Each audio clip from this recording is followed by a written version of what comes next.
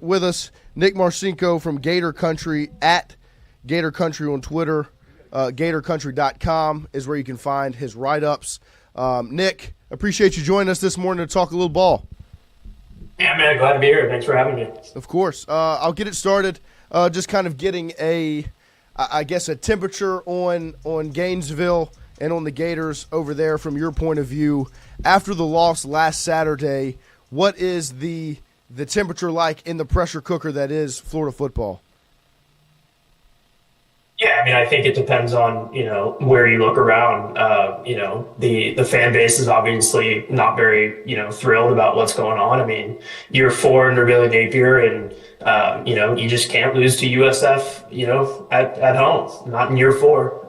And that's not to discredit USF. I think they're a talented football team, but, I think the way they lost is not something that's going to sit well with Florida fans. But, the vibe inside the locker room, the guys are amped up. The guys are ready to go. And I think for them and for the staff, it's important to remember, like, hey, in this, 12-team college football era, you can afford a loss. Florida can probably afford 3 losses and still, have the expectations of, making the playoffs and things like that. So I think it's important to, keep that in mind. And I think the guys are going to come up and, they're going to be amped up for this game.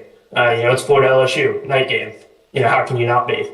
But, I would say from the fan base perspective, things aren't very good. And they probably won't be for, until Florida can find some wins and piece together some wins. But, how can you not be excited for Florida LSU? Yeah, absolutely. But from a fan base perspective in Florida and in Gainesville, do you think that Billy Napier was ever truly accepted as the guy to be the head coach for Florida? It feels like he never really truly settled in, and it feels like it's always been one foot out the door a little bit from the fan base. I could be wrong, but that's just the read I get, where it always feels like the fan base is pressing almost to fire him as opposed to wanting to see him do well. Yeah. I mean, I would agree with that. I think last season kind of turned around a little bit of that narrative in terms of Florida won 4 straight, to end the 2024 season, held their, opponents to 14 or 13 points per game. And I think, so there was, a little bit of optimism, I think, heading into this season, like, hey, Florida, riding a 4-game winning streak. It looks like they've turned their defense around. They have a sophomore quarterback who got experience as a true freshman.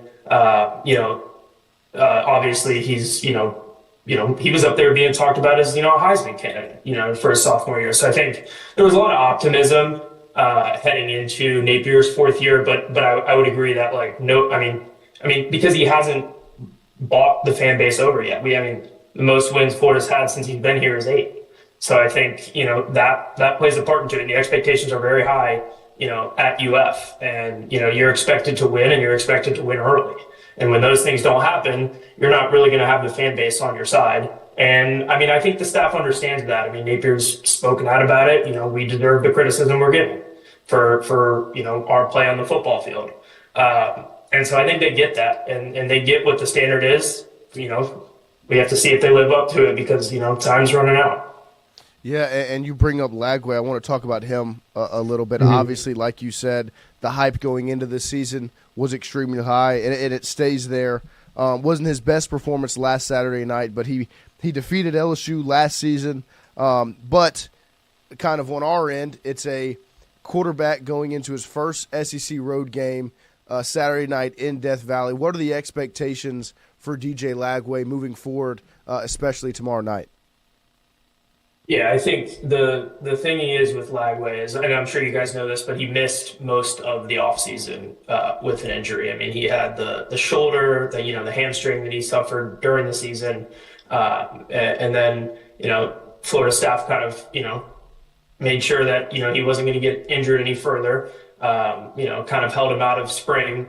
And then just when it seems like, things were, back on track with him with his shoulder, he suffered the calf injury. And that was, a week before fall camp. Well, that put him out of fall camp for a couple weeks. So, the guy went 11 months without really, repping 11 on 11, live team reps, pass rush. He was throwing, but he wasn't really kind of in the trenches there, getting those valuable, second year reps. And I think that's what you're seeing with Lagway right now is, he looks healthy to me. I know a lot of Florida fans will say, oh, he's still not healthy. To me, he looks healthy. To me, he looks rusty. We're seeing a lot of, happy feet in the pocket. Lagway, not progressing through his reads. And I think that's kind of been the biggest shock, at least for me, from what I see on tape, is, he has not really come close to his potential yet. And I think the optimism for Florida, if you're looking for optimism, is, hey, if he starts to click and he starts to find his rhythm, that's when Florida becomes a threat. And that could happen at any moment. I don't know when that's going to happen. I don't know if it'll ever happen. It could happen this weekend. And I think that's kind of the optimism behind Lagway. But there's certainly concerns there too, because he, like you just mentioned, he's going on and he's making his first road start in the SEC, night game in Death Valley. It's not going to be easy, and he's going to have to go out and win Florida a football game, in his first road SEC start, and that's not going to be easy because a lot of those things I just mentioned, checks at the line, going through his progressions, that's going to be a lot more difficult to do on the road, in front of a great LSU defense. So yeah, I mean, there's optimism and there's concern because when is Lagway going to start clicking? When is he going to knock off that rust? And I think that's kind of what Florida fans are waiting for, and that's really when they become a threat. And to kind of piggyback off of that, when he does start clicking, what are the things that he excels at? What are the challenges that facing a quarterback like Lagway, what are the challenges that you face? Yeah, well, for starters, he's great at extending the play and throwing on the run and coming up with these kind of like Superman-like throws. And I think last year, you saw his deep ball on display, and that's kind of how Florida won football games last year. Was I mentioned their 4-game winning streak at the end of the year. That was largely due to the defense, but what you saw was, a couple times a game, Lagway would make some crazy play, this game-changing play, and we just haven't seen that yet this year. But elite accuracy on deep passes is probably the most notable. I mean, I don't know. I think last year there's a stat according to Pro Football Focus that he threw more deep balls than anyone in the SEC outside of Jackson Dart based on percentages. And he completed 50, I think it was like 52% of his passes over 20 yards. Something ridiculous. The guy's got wicked accuracy. He just needs to focus on, getting through those reads and really the mental side of playing quarterback, because that's half the battle, if not more. But yeah, the guy's, he's a great athlete. Look, he can move around in the pocket. He can throw off, he can make off schedule throws. He can throw off platform. He's just one of those unique talents that you just don't see very often from the quarterback position. And he's, it's hard to take your eyes off of him because you never know when he's going to come up with some magic. We saw it time and time again last year. And you bring up the defense. I want to ask you about that Florida defense. That Florida defensive front is pretty impressive, and now you're adding a guy like Caleb Banks back into the mix. What do you expect to see from that Florida defensive line? What have you seen from them up to this point this season, and now adding a guy like Banks back into the fold who caused problems for LSU back in 2024? What are you looking forward to tomorrow? Yeah, so I think, with the defense, it's been interesting this year because Florida's only given up one touchdown through 2 games. And the first game they played, a team from the Northeast Conference, they just were completely outmatched. And, I expected a shutout. I predicted a shutout.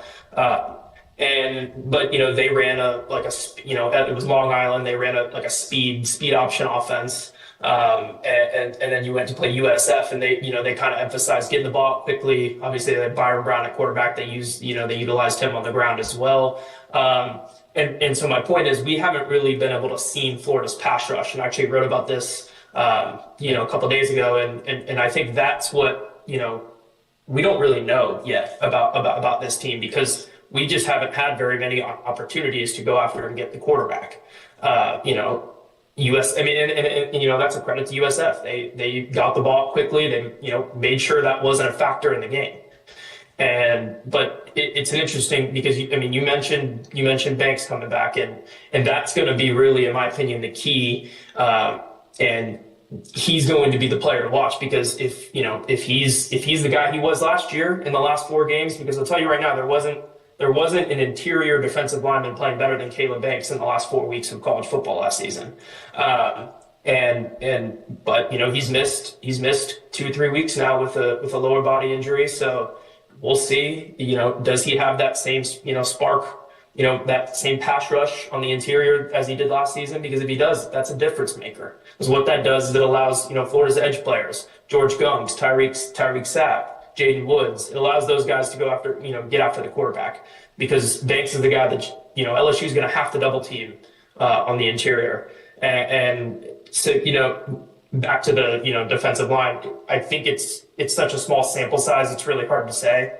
But I'm excited to watch the pass rush because I think that's where the most growth can be made from what we've seen so far to this week. And, they had a lot of, Florida had a lot of success doing it last year. I think they had 29 pressures. They sacked Nussmeier 7 times. And in my opinion, that's the path to victory for Florida.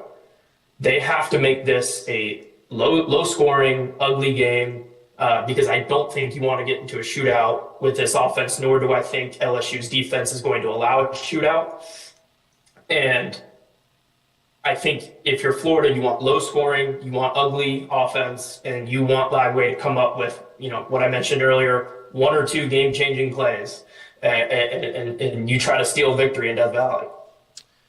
And I want to ask, from your perspective, looking at this LSU team, what are some of the things you've seen through the first 2 weeks as the Tigers have faced Clemson and Tech? Obviously, you're covering Florida, so you don't look as closely with a microscope. But looking ahead as Florida faces off with them this Saturday, what are some of the things you see that LSU brings into this matchup? Yeah, like you said, it's tough for beat writers to cover other teams or really watch. But I have watched LSU. I've watched pretty much every snap they've taken this year. And what really impresses me is their speed on defense. It's a complete turnaround from last season. They're playing disciplined and just the speed.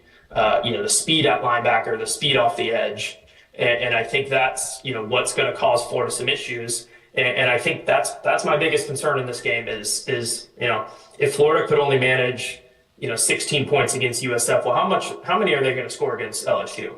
Because this defense, they look to be the best defense in the country, at least through 2 weeks. I know it's early sample size and everything, but, the speed, the pass rush ability on LSU's front, the linebacker core, to me, that's the concerning area is the defense. But again, it's a small sample size for both. I think LSU's offense has struggled a little bit. I know they've been dealing with the offensive line issues, with the center, but seems like to me 2 teams that haven't quite found their rhythm offensively, and then you have LSU's defense, which is it's a nightmare matchup for Florida. But you have to find a way to come up with a few explosive, just a handful of explosive plays against this defense, and hope that your defense can hold up. And then last one, we have one from the chat, Brock Bordelon. In the chat, he asks, what's a key weakness that you see in LSU that Florida could take advantage of?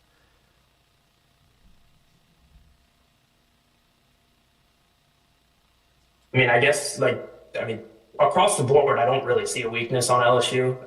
The only one that I could point to, because LSU has one of the better running backs in the country. They have all these weapons. They got 4 or 5 receivers that you guys can trust to put out there. You have the most experienced quarterback in the SEC that I graded the best quarterback in the SEC preseason. And I just talked about the defense. So I have to say the offensive line. And I'm not sure if your center is going to play or not.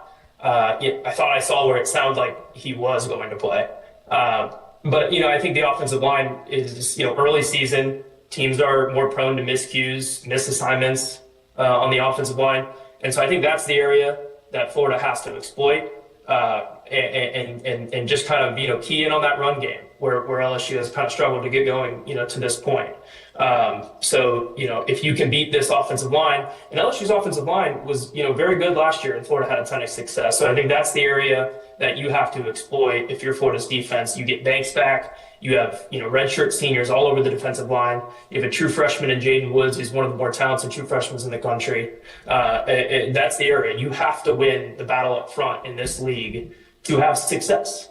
I mean, you go and watch SEC games, hardly ever does a team lose where they weren't, at least battling in the trenches. And so to me, that's the area. LSU's offensive line is the area that Florida has to get after. How hated is Jack Pyburn in Florida? Man, you're putting me on the spot here. Well, there just seemed to be it was quite the narrative that came out because it was this pay for play thing that he disputed, and it was like it seems like bad blood because he's obviously a player for y'all, and then it's one of those weird NIL areas where you go from an SC school to another SC school that happens to play the next year. Yeah, no, I mean it's a legitimate question. I'm just trying to figure out how I want to answer it.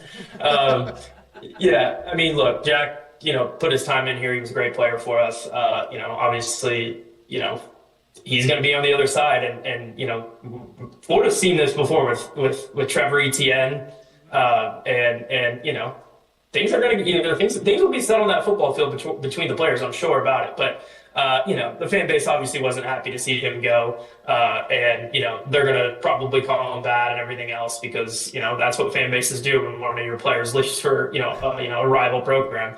And Florida's going through that with their basketball program too. I mean, Denzel Aberdeen now in Kentucky. I mean, it's a wild era of college sports that we live in. That's for sure. And then just to close it out this morning, your score prediction and/or expectation for tomorrow night between LSU and Florida. Yeah, I'm going the Tigers. I don't see I wrote down in my notes that Lagway is going to have to go win Florida this football game, and I just haven't seen enough from him. I do think Florida's defense does a decent job. I'm going to go 24-13 Tigers. All right. Well, we appreciate your time. Thank you for joining us this morning, making some time for us to talk some football. Enjoy the game tomorrow night, and everybody make sure you check out what Nick has over at GatorCountry if you are intrigued and his thoughts after the game tomorrow night. Thank you again, Nick. Yeah, man. Thanks for having me. There he is, Nick Marcinko from GatorCountry. He does some really good work over there. Gave some really good insight. Florida Gators. What was something that caught your ear? Not Lloyd? the most confident in his Florida bunch, nope. huh? Not at all. I think there was one, I guess, term that he used that kind of caught everyone's attention, and it was a nightmare matchup. It's like, oh, okay. Well, that's nice to hear again. Yeah, well, that's one of the ends. Finally, LSU it feels like LSU a little bit of a defense comes to play, and it's part of what we'll talk with Wilson Alexander because it is.